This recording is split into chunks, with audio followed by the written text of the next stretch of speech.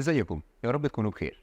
في الفيديو الاول عرفتوا ايه الكورس وهتستفيدوا منه بايه، وفي الفيديو الثاني عرفتوا مين هو روبير مسعد. في الفيديو ده هجاوب على اسئله معينه بتدور في بال كل واحد من حضراتكم. السؤال الاول: روبير، هو ايه اللي يخليني ادرس اصلا مجال تطوير الاعمال والبزنس ديفلوبمنت؟ وهنا هشاركك بسببين. السبب الاول الجلوباليزيشن، العولمه. بمعنى ايه العولمه؟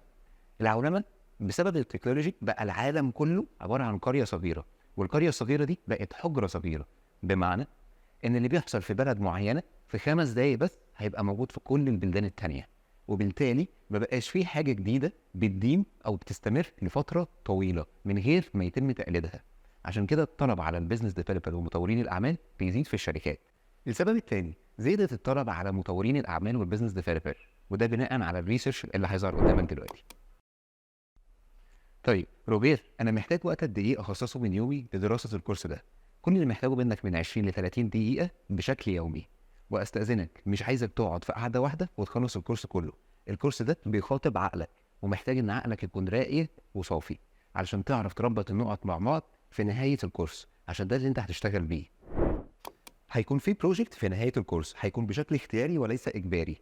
كل واحد من حضراتكم هيخلص الكورس للنهايه هيختار شركه معينه بتقع او بتنهار او ما بقتش باينه وظاهره زي ما بدات من البدايه، وهراجعها معاك بنفسي في نهايه الكورس.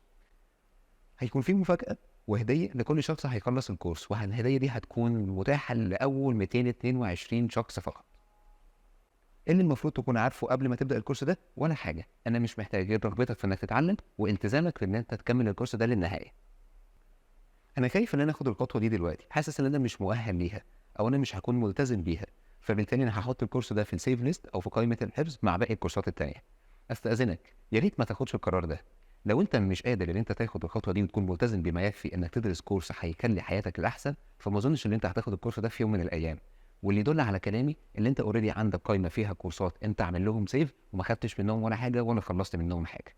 فاستاذنك لو مش هتكون كوميتمنت وهتكون ملتزم بالكورس ما تحطوش في السيف. واستاذنكم بفكركم تاني، الكورس ده انا تعبت فيه جدا وبشاركه معاكم، فاستاذنك يا ريت ما حدش يشير منه او يشارك بيه حد بشكل مجاني.